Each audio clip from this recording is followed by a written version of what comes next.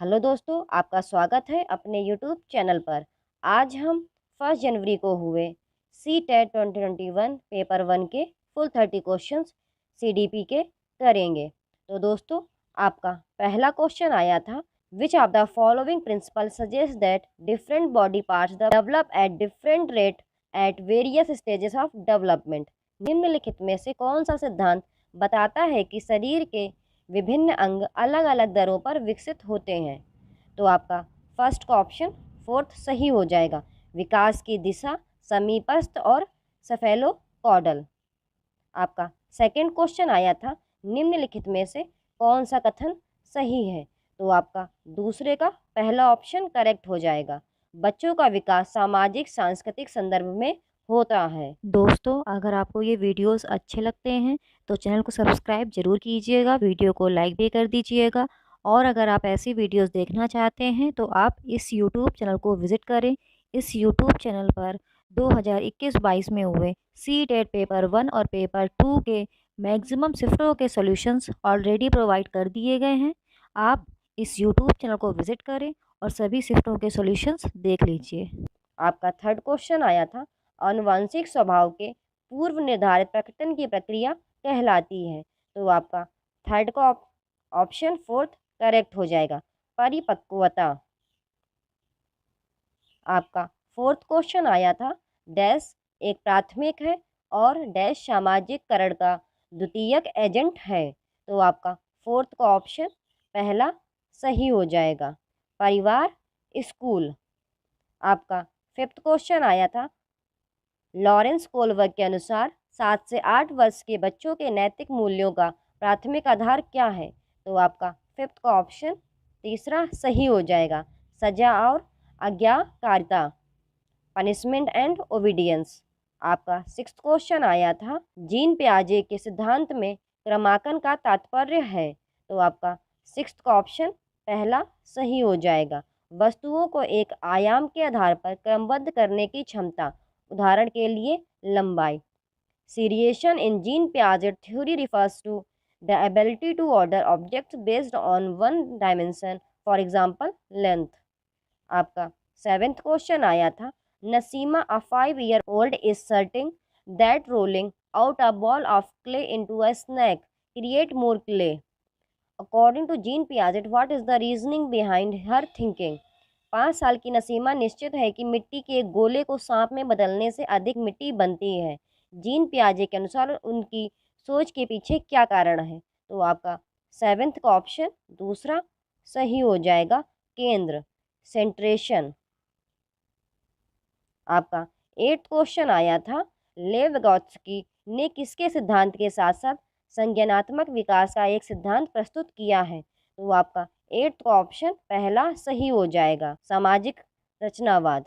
आपका ninth question आया था, लेव विगोत्स्की द्वारा बच्चे के बोलने के कार्य का वर्णन करने के लिए निम्नलिखित में से कौन सा शब्द इस्तेमाल किया जाता है? तो आपका नाइन्थ का ऑप्शन पहला सही हो जाएगा, निजी भाषण, प्राइवेट स्पीच। आपका टेंथ क्वेश्चन आया था, which of the following कैरेक्टराइजेस a progressive classroom? निम्नलिखित में से कौन एक प्रगतिशील कक्षा की विशेषता है? आपका टेंथ का ऑप्शन तीसरा सही हो जाएगा, सहयोगात्मक शिक्षा, कोलैबोरेटिव लर्निंग। आपका 11th क्वेश्चन आया था, a child has the ability to understand the intentions and desires of others. The child has, एक बच्चे में दूसरे के इरादे और इच्छाओं को समझने की क्षमता होती है, बच्चे के पास है। आपका 11th का ऑप्शन दूसरा सही हो जाएगा, अंतर्वैयक्तिक, इंटरपर्सनल इंटेलिजेंस। आपका 12th क्वेश्चन आया था, राष्ट्रीय शिक्षा नीति 2020 में निम्नलिखित में से कौन सा कथन प्रस्तावित है? आपका 12th का ऑप्शन तीसरा सही हो जाएगा, युवा छात्रों के लिए बहुभाषावाद के महान संज्ञानात्मक लाभ, मल्टीलिंग्विज्म has great cognitive benefits for young students. आपका 13th क्वेश्चन आया था, जेंडर रोल्स आर, लिंग भूमिकाएं हैं? तो आपका 13th का ऑप्शन पहला सही हो जाएगा, लर्न बिहेवियर, सीखा व्यवहार। दोस्तों, इसकी हिंदी गूगल ट्रांसलेटेड होती है तो हिंदी काफ़ी टफ आती है, तो एक बारी आप इंग्लिश में ज़रूर ध्यान दें, इसीलिए मैं इंग्लिश टाइप करके देती हूँ, जिससे कि एक बारी आप इंग्लिश को पढ़ें और उसको एक बारी ज़रूर देखें। आपका 14th क्वेश्चन आया था, the primary goal of continuous and comprehensive evaluation is सतत और व्यापक मूल्यांकन का प्राथमिक लक्ष्य है। तो आपका 14th का ऑप्शन दूसरा करेक्ट हो जाएगा। बच्चों की समझ का आकलन करना और छात्रों के लिए पाठ्यक्रम और शिक्षा शास्त्र को संशोधित करना। आपका 15th क्वेश्चन आया था, before deciding an assessment method for her class what also the teacher keep in mind. अपनी कक्षा के लिए आकलन का तरीका तय करने से पहले शिक्षक को किन बातों का ध्यान रखना चाहिए। तो आपका 15th का ऑप्शन पहला करेक्ट हो जाएगा। First, second and third. मेरे बगल में परिणामों का उपयोग कौन करेगा। अलग अलग छात्रों के सीखने की व्यवस्था का पता लगाने का सबसे अच्छा तरीका क्या है। मेरी शिक्षा शास्त्र पर चिंतन करने के लिए कौन सी विधि मेरी मदद करेगी। आपका 16th क्वेश्चन आया था, इंक्लूसिव एजुकेशन इम्प्लाइज दैट। समावेशी शिक्षा का तात्पर्य है। तो आपका 16th का ऑप्शन फोर्थ करेक्ट हो जाएगा। सभी बच्चों को उनकी क्षमताओं के बावजूद गुणवत्तापूर्ण शिक्षा प्रदान की जानी चाहिए। आपका 17th क्वेश्चन अभिकथन और कारण वाला आया था। अभिकथन अध्यापन करते समय शिक्षक को शिक्षण के संदर्भ को निरूपित करने के लिए विभिन्न तरीकों का प्रयोग करना चाहिए। कारण शिक्षकों को शिक्षार्थी की विविध आवश्यकताओं के अनुरूप अपनी शिक्षा शास्त्र को अनुकूलित करने की आवश्यकता होती है। तो आपका 17th का ऑप्शन पहला सही हो जाएगा। ए और आर दोनों सत्य हैं और आर ए की सही व्याख्या है। आपका 18th क्वेश्चन आया था, एक बच्चे को लिखने में नियमित कठिनाई का सामना करना पड़ रहा है। उसे अक्षरों के निर्माण और शब्दों के अंतर में भी एक चुनौती का अनुभव होता है। ये विशेषताएं निम्नलिखित में से किसकी ओर संकेत करती है। तो आपका 18th का ऑप्शन सेकंड सही हो जाएगा, डिस्ग्राफिया। आपका 19th क्वेश्चन आया था, छात्रों के बीच व्यक्तिगत मतभेदों को पूरा करने के लिए एक शिक्षक को चाहिए। तो आपका 19th का ऑप्शन दूसरा सही हो जाएगा। विभिन्न शैक्षणिक उपागमों और मूल्यांकन के साधनों का प्रयोग करें। आपका 20th क्वेश्चन आया था, which of the following is an essential characteristics of creativity. निम्नलिखित में से कौन रचनात्मकता की एक अनिवार्य विशेषता है। तो आपका 20th का ऑप्शन पहला सही हो जाएगा, भिन्न सोच, डाइवर्जेंट थिंकिंग। आपका 21st क्वेश्चन आया था, young children construct knowledge and make meanings through. छोटे बच्चे ज्ञान का निर्माण करते हैं और अर्थ निकालते हैं। तो आपका 21st का ऑप्शन फोर्थ सही हो जाएगा। First, second, third and fourth. सक्रिय अन्वेषण, प्ले, सामग्री और प्रयोग पर सक्रिय साथियों और वयस्कों के साथ बातचीत। Active exploration, play, active on materials and experimenting, interaction with peers and adults. आपका 22nd क्वेश्चन आया था, बच्चों को फ़ोन नंबर याद रखने में मदद करने के लिए एक शिक्षक ने छात्रों को 10 अंकों को विभाजित करने का सुझाव दिया। फ़ोन नंबर की 3 से 4 छोटी इकाइयों में और फिर याद रखें। यह शिक्षक द्वारा सुझाई गई रणनीति कहलाती है। तो आपका 22nd का ऑप्शन पहला सही हो जाएगा, चंकिंग। आपका 23rd क्वेश्चन आया था, स्कूलों में निम्नलिखित में से किस प्रकार के सीखने पर सबसे अधिक जोर दिया जाता है। तो आपका 23rd का ऑप्शन पहला सही हो जाएगा, परिवेश के साथ बातचीत के माध्यम से विभिन्न कौशल और ज्ञान प्राप्त करना। आपका 24th क्वेश्चन आया था, which of the following set exemplify a social construct approach to facilitate reading among students. तो आपका 24th का ऑप्शन थर्ड करेक्ट हो जाएगा, second and third. Pramati has her students choose from a variety of books to read. Those students who read a particular book are made to discuss the book on a regular basis. Arundhati emphasizes the importance of using contextual material to help determine the meaning of new words. आपका 25th question आया था, एक शिक्षक के रूप में आप अपने विद्यार्थियों में समस्या समाधान क्षमताओं को कैसे सुगम बना सकते हैं। तो आपका 25th का ऑप्शन तीसरा सही हो जाएगा, विश्लेषण के उपयोग को प्रोत्साहित करके, इनकरेजिंग यूज ऑफ एनालिसिस। आपका 26th क्वेश्चन आया था, निम्नलिखित में से किसके परिणाम स्वरूप सार्थक सीखने की सुविधा होगी। तो आपका 26th का ऑप्शन दूसरा सही हो जाएगा, किसी समस्या पर काम करने के कई तरीकों को प्रोत्साहित करके या करना। आपका 27th क्वेश्चन आया था, छात्रों को डैश की भावना का अनुभव होने की संभावना है जब वे आंतरिक कारकों का श्रेय देते हैं इसी कार्य में उनकी सफलता की व्याख्या करने के लिए। तो आपका 27 का ऑप्शन तीसरा सही हो जाएगा, गर्व, प्राइड। आपका 28 क्वेश्चन आया था, शिक्षा के प्राथमिक स्तर पर बहुसंवेदी दृष्टिकोण के प्रयोग को प्रोत्साहित किया जाना चाहिए क्योंकि। तो आपका 28 का ऑप्शन पहला सही हो जाएगा, यह सीखने को अधिक प्रभावी बनाता है। आपका 29 क्वेश्चन आया था, बच्चे अक्सर विभिन्न अवधारणाओं के बारे में वैकल्पिक अवधारणाएं और गलत धारणाएं बनाते हैं। इस संदर्भ में निम्नलिखित में से कौन सा कथन सही नहीं है। तो आपका 29 का फर्स्ट ऑप्शन करेक्ट हो जाएगा। छात्रों द्वारा बनाई गई वैकल्पिक अवधारणाओं और गलत धारणाओं को शिक्षक द्वारा अत्यधिक हतोत्साहित किया जाना चाहिए। आपका 30th क्वेश्चन आया था, डैश सीखने का दृष्टिकोण बताता है कि मूर्त प्रोत्साहन और पुरस्कार छात्रों को प्रेरित करते हैं। तो आपका 30th का ऑप्शन दूसरा सही हो जाएगा, व्यवहारिक। अगर आपको ये वीडियोज़ अच्छे लगते हैं तो प्लीज़ यूट्यूब चैनल को सब्सक्राइब करें, दोस्तों के साथ अपने शेयर करें। आज हम 1 जनवरी CTET 2021 पेपर 1 के फुल 30 क्वेश्चन EVS के करेंगे। तो आपका पहला क्वेश्चन आया था, त्रिवेंद्रम और गांधीधाम के बीच की दूरी 2268 किलोमीटर है।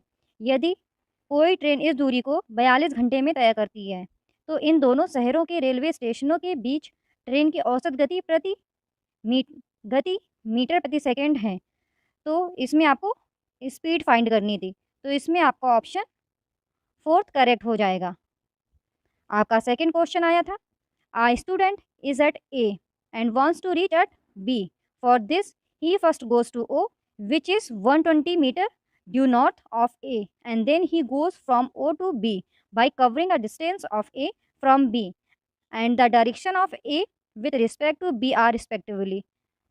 तो इसमें आपको डायरेक्शंस बतानी थी, तो ये आपका डायरेक्शनल बेस्ड क्वेश्चन आया था, दिशा से संबंधित क्वेश्चन।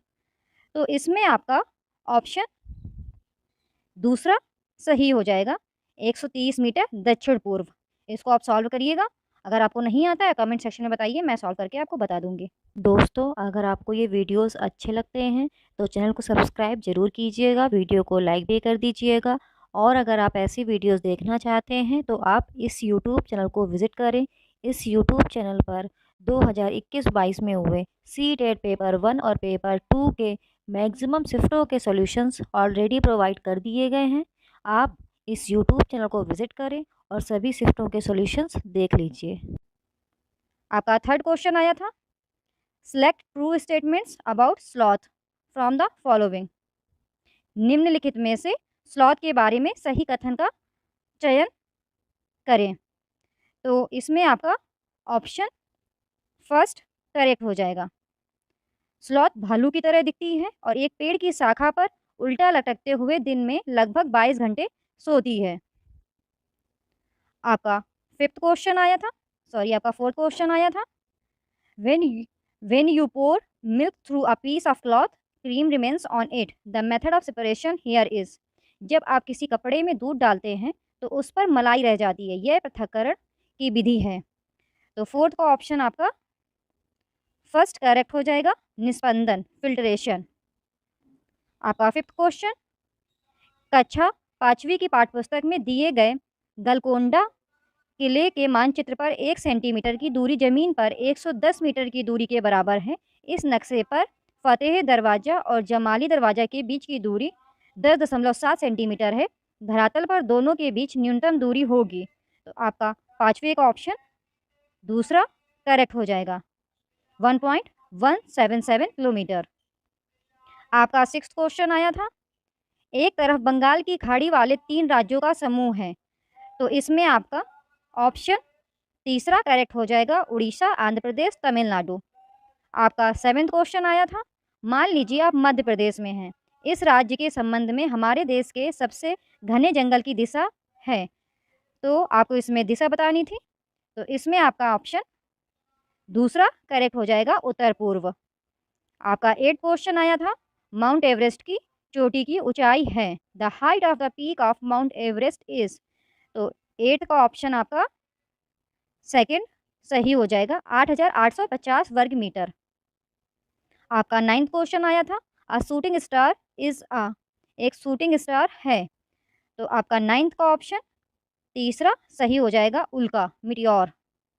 आपका 10th क्वेश्चन आया था, खेजड़ी वृक्ष के बारे में निम्नलिखित कथनों पर विचार कीजिए। तो आपका 10th का ऑप्शन करेक्ट हो जाएगा, पहला। बेसिकली जो आपकी ये खेजड़ी इंसिडेंट है, ये आप राजस्थान से संबंधित है, इसीलिए ये लिखा हुआ है, ये मुख्यतः मरुस्थलीय क्षेत्रों में पाया जाता है। आपका 11th क्वेश्चन आया था, एक छात्र द्वारा दिए गए निम्नलिखित कथन पर विचार करें। मैं ऐसे क्षेत्र से आया हूँ जहाँ वर्षा बहुत कम होती है, बहुत गर्मी भी होती है। हमारे घर मिट्टी के बने हैं, घरों की दीवारें बहुत मोटी हैं और मिट्टी से भी पट गई हैं। छतें कटीली झाड़ियों की बनी हैं। यह छात्र किस गांव का होना चाहिए? तो आपका 11th का ऑप्शन तीसरा सही हो जाएगा, राजस्थान से। जैसा कि आप सबको पता ही होगा, राजस्थान एक मरुस्थलीय क्षेत्र है, उसमें काफ़ी ज़्यादा क्षेत्र मरुस्थल से घिरा हुआ है, जो कि थार मरुस्थल है। आपका 12th क्वेश्चन आया था, एक छात्र द्वारा बैठक में अपना परिचय देते समय दिए गए निम्नलिखित कथनों पर विचार करें। मैं ऐसी जगह से हूँ जहाँ ज़्यादातर लोग सरसों के तेल में पकी हुई मछली खाना पसंद करते हैं। छात्र होना चाहिए। तो आपका 12th का ऑप्शन तीसरा सही हो जाएगा, कश्मीर। आपका 13th क्वेश्चन, निम्नलिखित में से सही कथन का चयन करें। तो आपका 13th का ऑप्शन तीसरा सही हो जाएगा। आमतौर पर 3 महीने के बच्चे का वजन भी लगभग 200 किलो होता है। आपका 14th क्वेश्चन, उस समूह का चयन करें जिसे उपयोग के बाद पुनर्नवीनीकरण किया जा सकता है। तो आपका 14th का ऑप्शन तीसरा सही हो जाएगा, लोहे की कील, कांच की बोतल, स्टील का मग, गत्ते का डिब्बा। आपका 16th क्वेश्चन आया था, ईवीएस के कक्षा 4th के छात्रों के लिए एक उपयुक्त मूल्यांकन कार्य का चयन करें। तो आपका 16th का ऑप्शन करेक्ट हो जाएगा, दूसरा, डूबते और तैरते हुए देखने के लिए गतिविधि करना। आपका 17th क्वेश्चन आया था, ईवीएस शिक्षण में कला और शिल्प को एकीकृत किया जाना चाहिए क्योंकि यह बढ़ावा देता है। तो आपका 17th का ऑप्शन 4th करेक्ट हो जाएगा, 4th, A B and D. तो रचनात्मक, सहपाठी सीखने को और समावेश, ए बी एंड डी आपका 4th ऑप्शन सही हो जाएगा। आपका 18th क्वेश्चन आया था, निम्नलिखित में से कौन सी रणनीति कक्षा 4th के छात्रों को आश्रय विषय पढ़ाते समय पूछताछ को बढ़ावा देती है?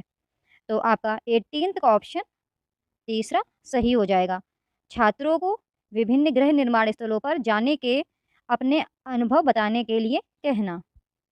आपका 19th क्वेश्चन आया था, ईवीएस प्राथमिक कक्षाएं का एक विषय क्षेत्र है जो एकीकृत करता है। तो आपका 19th का ऑप्शन 4th करेक्ट हो जाएगा, विज्ञान, सामाजिक अध्ययन और पर्यावरण शिक्षा की अवधारणाएं और मुद्दे। आपका 20th क्वेश्चन आया था, निम्नलिखित में से कौन प्राथमिक स्तर पर ईवीएस का उद्देश्य है? तो आपका 20th का ऑप्शन पहला सही हो जाएगा, शिक्षार्थियों को लैंगिक भेदभाव से संबंधित मुद्दों के प्रति संवेदनशील बनाना। आपका 21st क्वेश्चन आया था, एक शिक्षिका अपने विद्यार्थियों से कहती है कि वे अपने परिवार के सदस्यों से सलाह लें कि वे पौधों के विभिन्न भागों जैसे जड़, तना और फूलों के नाम पता करें जिन्हें भोजन के रूप में खाया जाता है। यह गतिविधि करने के लिए डिज़ाइन किया गया है। तो आपका 21st का ऑप्शन पहला सही हो जाएगा, अनुभवात्मक शिक्षा को बढ़ावा देना, प्रमोट एक्सपेरिमेंटल लर्निंग। आपका 22nd क्वेश्चन आया था, दृष्टिबाधित छात्र को ईवीएस पढ़ाने की निम्नलिखित में से कौन सी रणनीति सबसे उपयुक्त है? तो आपका 22nd का 4th ऑप्शन सही हो जाएगा, स्पर्शपूर्ण शिक्षण, अधिगम सामग्री का अधिक उपयोग करें, use more of tactile teaching learning materials. आपका 23rd क्वेश्चन आया था, पाठ योजना का सबसे उपयुक्त चरण जहां छात्रों को ईवीएस पढ़ाते समय मूल्यांकन किया जाना चाहिए। तो 23rd का ऑप्शन आपका 4th सही हो जाएगा, शिक्षण के दौरान सीखना। आपका 24th क्वेश्चन आया था, आपको अपने छात्रों की ईवीएस परियोजनाओं का आकलन करना होगा और उन्हें त्वरित प्रतिक्रिया देनी होगी। आप कौन सा मूल्यांकन उपकर चुनेंगे? तो आपका 24th का ऑप्शन तीसरा सही हो जाएगा चेकलिस्ट। आपका 25th क्वेश्चन आया था, ईवीएस सीखने के आकलन का उद्देश्य है कि, तो 25th में आपका ऑप्शन 4 सही हो जाएगा। यह अगले चरण के लिए सहायता प्रदान करने के लिए छात्रों के सीखने के बारे में सूचित करता है। It informs about students learning to provide support for the next step. आपका 26 क्वेश्चन आया था, प्राथमिक कक्षाओं कक्षा 1 से 5वीं में एनईपी 2020 के अनुसार निम्नलिखित में से कौन सा चरण शामिल होगा? तो आपका 26 का ऑप्शन तीसरा सही हो जाएगा, ए और सी, प्रारंभिक चरण, फाउंडेशनल स्टेज। आपका 27 क्वेश्चन आया था, निम्नलिखित में से कौन प्राथमिक स्तर पर प्रक्रिया कौशल नहीं है? तो 27 का ऑप्शन आपका 4 सही हो जाएगा, तथ्यों को याद रखना, रिकॉलिंग फैक्ट्स। आपका 28 क्वेश्चन, विच इज आ सब theme under the theme family and friends, परिवार और मित्र विषय के तहत एक उप विषय कौन सा है? तो 28 का ऑप्शन आपका दूसरा सही हो जाएगा, काम और खेलो, वर्क एंड प्ले। आपका 29 क्वेश्चन, इनमें से कौन सा एक अलग प्रश्न है? ईवीएस की एक शिक्षिका अपने छात्रों से रचनात्मकता को बढ़ावा देने के लिए कहेगी। तो 29 का ऑप्शन आपका दूसरा सही हो जाएगा, दिल्ली जैसे मेट्रो शहरों में वायु प्रदूषण को कम करने के लिए आप क्या कदम उठाएंगे? आपका 30th क्वेश्चन, छात्रों द्वारा ईवीएस सीखने की गतिशील, समग्र और अनुभवात्मक प्रकृति का सर्वोत्तम मूल्यांकन किसके द्वारा किया जाता है? तो आपका 30th का ऑप्शन तीसरा सही हो जाएगा, प्रामाणिक मूल्यांकन रणनीतियाँ, ऑथेंटिक असेसमेंट स्ट्रेटजीज। अगर आपको वीडियो अच्छा लगता है तो इस चैनल को सब्सक्राइब करें, वीडियो को लाइक करें। आज हम 1 जनवरी को हुए CTET 2021 पेपर 1 के हिंदी के फुल 30 क्वेश्चंस कंप्लीट करेंगे। तो दोस्तों, आपके शुरुआत के 15 क्वेश्चंस आपके गद्यांश और पद्यांश से पूछे जाते हैं। तो आपका पहला ये गद्यांश गिवन है, आप इस गद्यांश को रीड कीजिएगा और फिर स्वयं आंसर्स निकालने का प्रयास कीजिएगा। मैं इस गद्यांश से पूछे गए प्रश्नों को रीड कर रही हूँ और उनके आंसर्स आपको बताते हुए चल रही हूँ।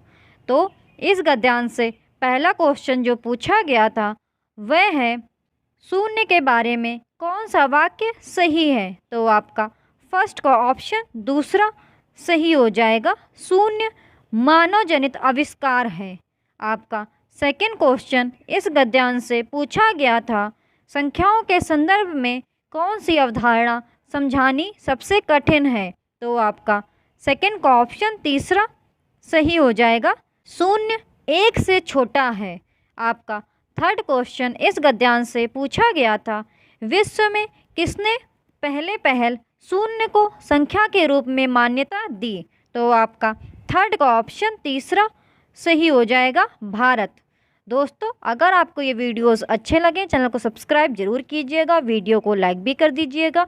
आपको इस यूट्यूब चैनल पर 2021-22 में हुए CTET के मैक्सिमम शिफ्टों के सॉल्यूशंस ऑलरेडी प्रोवाइड कर दिए गए हैं, तो आप चैनल को विजिट करें और सभी शिफ्टों के सॉल्यूशंस देख लीजिए। आपका फोर्थ क्वेश्चन इस गद्यांश से पूछा गया था, शून्य एक ही समय में एक अमूर्त विचार और एक वास्तविकता है, यह आशय है। तो आपका फोर्थ का ऑप्शन पहला सही हो जाएगा, यह दिखाई नहीं देता है परंतु इसका अस्तित्व है। आपका फिफ्थ क्वेश्चन इस गद्यांश से पूछा गया था, शून्य की अवधारणा आने पर भी मनुष्य ने इसे बहुत समय तक संख्या क्यों नहीं समझा होगा? तो आपका फिफ्थ का ऑप्शन पहला सही हो जाएगा, मूर्त चीज़ों से शून्य की संबंधता ना होना।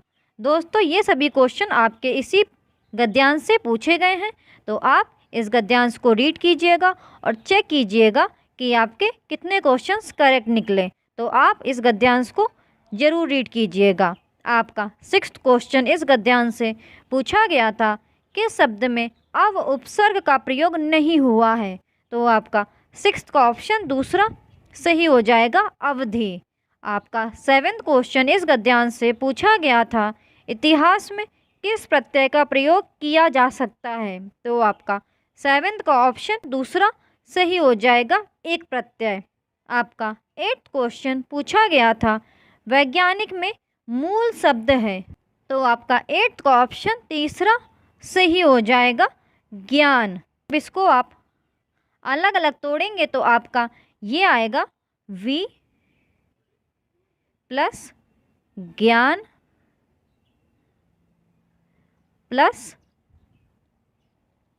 1।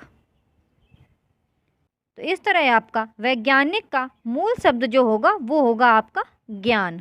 आपका 9th क्वेश्चन पूछा गया था स्वतंत्र का संधि विच्छेद है, तो आपका 9th का ऑप्शन पहला सही हो जाएगा स्व प्लस तंत्र। तो दोस्तों आपके इधर पे गद्यांश और पद्यांश से पूछे गए सारे प्रश्न खत्म हो जाते हैं। तो आप इस गद्यांश को रीड कीजिएगा और फिर चेक कीजिएगा कि आपके कितने आंसर्स करेक्ट निकले। अब आपका पद्यांश शुरू हो जाता है। तो आपका ये पद्यांश गिवन है, आप इस पद्यांश को आराम से रीड कीजिए और फिर स्वयं आंसर्स निकालने का प्रयास कीजिए। मैं इस पद्यांश से पूछे गए प्रश्नों को पढ़ रही हूँ और आपको सभी के आंसर्स बताते हुए चल रही हूँ। तो आपका इस पद्यांश से जो पहला क्वेश्चन पूछा गया था वह है, इस पद्यांश में मुख्यतः किसकी बात की गई है? तो आपका 10th का ऑप्शन तीसरा सही हो जाएगा धरती की। आपका 11th क्वेश्चन इस पद्यांश से पूछा गया था धरती पर आने वाले संकटों के लिए उपयुक्त शब्द नहीं है, तो आपका 11th का ऑप्शन 4th सही हो जाएगा सिंधु। आपका 12th क्वेश्चन इस पद्यांश से पूछा गया था धरती को कौन डुबोना चाहता है, तो आपका 12th का ऑप्शन पहला सही हो जाएगा अत्यधिक वृष्टि। दोस्तों ये सभी क्वेश्चन आपके इसी पद्यांश से पूछे गए हैं, तो आप पद्यांश को रीड कीजिएगा और फिर बताइएगा आपके कितने आंसर्स करेक्ट निकले हैं। आपका 13th क्वेश्चन पूछा गया था धरती अनमोल है, भाव पद्यांश की किस पंक्ति से अभिव्यक्त हो रहा है, तो आपका 13th का ऑप्शन तीसरा सही हो जाएगा मोल नहीं ले पाए इसको। आपका 14th क्वेश्चन पूछा गया था सिंधु का पर्यायवाची शब्द नहीं है, तो आपका 14th का ऑप्शन 4th सही हो जाएगा जलद। आपका 15th क्वेश्चन पूछा गया था निम्नलिखित में से भिन्न शब्द युग्म है, तो आपका 15th का ऑप्शन दूसरा सही हो जाएगा भूचाल भूकंपों। तो दोस्तों यहाँ पर आपके गद्यांश और पद्यांश से पूछे गए सभी 15 प्रश्न खत्म हो जाते हैं। तो आप गद्यांश और पद्यांश को रीड कीजिए और फिर चेक कीजिए आपके कितने आंसर्स करेक्ट निकले और कमेंट सेक्शन में ज़रूर बताइएगा। आपका 16th क्वेश्चन पूछा गया था यदि शिक्षक विद्यार्थियों को शब्दावली सीखने में मदद करना चाहते हैं तो निम्नलिखित में से कौन सा तरीका सबसे प्रभावशाली होगा, तो आपका 16th का ऑप्शन पहला सही हो जाएगा कहानियों और चित्रों का प्रयोग। आपका 17th क्वेश्चन पूछा गया था बहुभाषावाद शिक्षा का एक ऐसा संसाधन है जिसका उद्देश्य है, तो आपका 17th का ऑप्शन पहला सही हो जाएगा शिक्षण अधिगम के लिए शिक्षार्थियों की भाषाओं का उपयोग करना। दोस्तों अगर आपको ये वीडियोस अच्छे लगे चैनल को सब्सक्राइब जरूर कीजिएगा, वीडियो को लाइक भी कर दीजिएगा। आपको इस यूट्यूब चैनल पर ऐसे ही वीडियोस मिलते रहेंगे। आपका 18th क्वेश्चन पूछा गया था किसी पाठक सामग्री से कोई विशिष्ट सूचना निकालने के लिए उद्देश्य से उस पाठ्य सामग्री के किसी अंश को बारीकी और गहनता के साथ पढ़ने का कौशल कौन सा अवबोधन कहलाता है, तो आपका 18th का ऑप्शन पहला सही हो जाएगा अनुमानिक। आपका 19th क्वेश्चन पूछा गया था बहुबुद्धि के सिद्धांत के संदर्भों में निम्नलिखित में से कौन सी बुद्धि भाषा से संबंधित है, तो आपका 19th का ऑप्शन दूसरा सही हो जाएगा भाषाई मौखिक बुद्धि। आपका 20th क्वेश्चन पूछा गया था इनमें से कौन से बहुभाषावाद के लाभ हो सकते हैं, तो आपका 20th का ऑप्शन 4th सही हो जाएगा फर्स्ट, सेकेंड और फोर्थ। समृद्ध शब्दावली और प्रभावशाली भाषण, अन्य संस्कृतियों के प्रति सहिष्णुता और सम्मान, पराभाषिक जागरूकता। आपका 21st क्वेश्चन पूछा गया था vygotsky के अनुसार जब कोई बच्चा या बच्ची भाषा की मदद से अपने स्वयं के कार्यों को निर्देशित करता है या करती है लेकिन वह भाषा दूसरों के लिए श्रव्य नहीं है, उसके वाचन को क्या कहेंगे, तो आपका 21st का ऑप्शन पहला सही हो जाएगा आंतरिक भाषण। आपका 22nd क्वेश्चन पूछा गया था, भाषा विज्ञान की कौन सी शाखा संदर्भ में भाषा से जुड़ी हुई है। आपका 22nd का ऑप्शन पहला सही हो जाएगा, उपयोगिता विज्ञान। आपका 23rd क्वेश्चन पूछा गया था, शिशुओं में भाषा के विकास के संबंध में कथन आ और बा पर विचार करें। आपका कथन आ दिया गया था, शैशवावस्था से बच्चे की वाक नली एक वयस्क मानव की तुलना में जानवर की तरह अधिक होती है। कथन बा दिया गया था, 6 से 12 महीनों के दौरान एक बच्ची तरह तरह के बबलाना और दोहराव वाले बबलाना से संलग्न है। आपका 23rd का ऑप्शन तीसरा सही हो जाएगा, आ और बा दोनों ही सही हैं। आपका 24th क्वेश्चन पूछा गया था, एक बोली मानक बोली का दर्जा पाने के लिए निम्नलिखित चरणों से गुजरती है। तो आपका 24th का ऑप्शन पहला सही हो जाएगा, चयन, संहिताकरण, उद्देश्य का निर्धारण। आपका 25th क्वेश्चन पूछा गया था, बोली के संबंध में कथन आ और बा पर विचार करें। कथन आ, किसी देश के एक हिस्से में बोली जाने वाली विविध भाषाओं में से एक प्रकार जो क्षेत्रीय बोली के रूप में जानी जाती है। कथन बा, एक समान शैक्षिक पृष्ठभूमि वाले लोगों द्वारा विविध प्रकार की उपयोग की जाने वाली भाषा में से एक प्रकार की बोली के रूप में जानी जाती है। तो आपका 25th का ऑप्शन पहला सही हो जाएगा, आ सही है लेकिन बा गलत है, अर्थात किसी देश के एक हिस्से में बोली जाने वाली विविध भाषाओं में से एक प्रकार जो क्षेत्रीय बोली के रूप में जानी जाती है। तो आपका कथन आ सही हो जाएगा, इसलिए आपका ऑप्शन पहला सही हो गया कि आ सही है, बा गलत है। आपका 26th क्वेश्चन पूछा गया था, पत्नी से जल्दी करो हमें देर हो जाएगी, सहकर्मी से जाने का समय हो गया है हमें बैठक के लिए देर हो जाएगी, वरिष्ठ नियोक्ता से महोदय शाम के 4 बज गए हैं और बैठक 4:15 बजे है, क्या अब हमें चलना नहीं चाहिए। भाषण में इस विभिन्नता को किस रूप में जाना जाता है। तो आपका 26 का ऑप्शन तीसरा सही हो जाएगा, रजिस्टर। आपका 27 क्वेश्चन पूछा गया था, समूह वाद विवाद में भाग लेने के लिए ये भाषा शिक्षक एक शर्त रखता है कि समूह में 4 विद्यार्थी कनिष्ठ वर्ग से तथा एक विद्यार्थी वरिष्ठ वर्ग से होना चाहिए, जो आवश्यकता पड़ने पर कनिष्ठों की सहायता कर सके। समूह निर्माण का यह विचार किसके सिद्धांत पर आधारित है। तो आपका 27 का सेकंड ऑप्शन सही हो जाएगा, विगोत्स्की का सिद्धांत। आपका 28 क्वेश्चन पूछा गया था, समूह प्रस्तुति के दौरान यदि किसी विद्यार्थी के द्वारा अनुचित व्यवहार प्रदर्शित किया जाता है तब एक अध्यापक होने के नाते आप क्या करना चाहेंगे। तो आपका 28 का ऑप्शन दूसरा सही हो जाएगा, उससे बात करेंगे। आपका 29 क्वेश्चन पूछा गया था, मान्यताओं का वह समूह जो इस बात की व्याख्या करता है कि भाषा संरचनाओं या नियमों का समूह है, किस रूप में जाना जाता है। तो आपका 29 का ऑप्शन तीसरा सही हो जाएगा, संरचनात्मक उपागम। दोस्तों, अगर आपको ये वीडियोस अच्छे लगें तो इस YouTube चैनल को सब्सक्राइब जरूर कीजिएगा, वीडियो को लाइक भी कर दीजिएगा। आपको इस YouTube चैनल पर ऐसे वीडियोस मिलते रहेंगे। आपका 30th क्वेश्चन पूछा गया था, संप्रेषणात्मक भाषा शिक्षण के संबंध में कथन आ और बा पर विचार करें। आपका कथन आ दिया गया था, शिक्षक की भूमिका सामान्यतः वाचन के लिए मॉडल होने के बजाय एक संसाधक या मॉनिटर की है। कथन बा दिया गया था, शिक्षार्थियों को सीखने के व्यक्तिवादी उपागम के आधार पर कक्षा की गतिविधियों में भाग लेना पड़ता है। तो आपका 30th का ऑप्शन पहला सही हो जाएगा, आ सही है और बा गलत है। दोस्तों, अगर आपको ये वीडियोस अच्छे लगें चैनल को सब्सक्राइब जरूर कीजिएगा, वीडियो को लाइक भी कर दीजिएगा। आपको इस YouTube चैनल पर ऐसी वीडियोस मिलते रहेंगे और कमेंट सेक्शन में ज़रूर बताइएगा कि आपके 30 में से कितने क्वेश्चंस करेक्ट निकले।